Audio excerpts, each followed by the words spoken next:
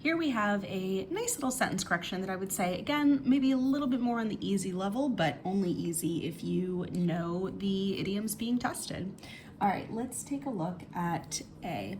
So it says in our presentation, oh, and as always, I had to redact certain portions. Click the link in the GMATClub in the description box if you want to see the full question first. All right, here we go. In her presentation, the head of the Bureau emphasized that companies should think of the cost of conventions as not an expense, but as an investment in networking. So the two keywords that really should stand out to us here is not and but. So this is a two-part idiom that we see quite often on the exam.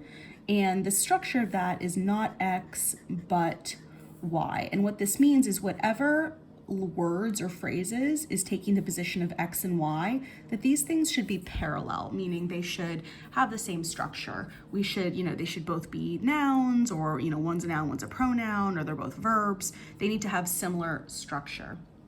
So if we take a look at the structure of A, it says as not an expense, so we have a little noun phrase, but as an investment.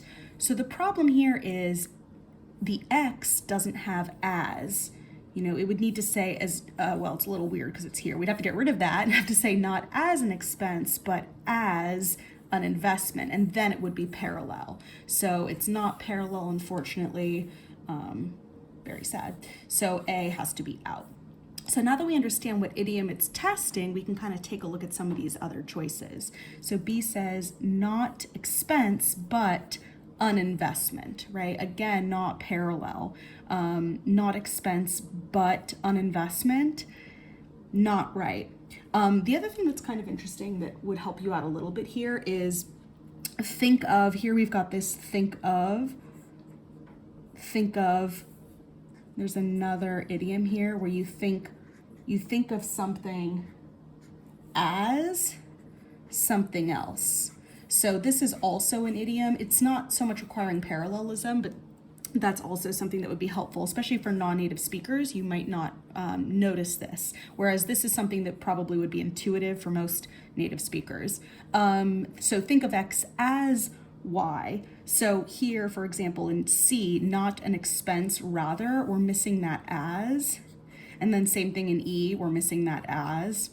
So that would be kind of another way into this question. But going back to our not X but Y, so not expense but an investment, no, not parallel. We take a look at D, not as an expense but as an investment, yes. So we finally get one that correctly has the as and is also correctly using the not X but Y parallel structure.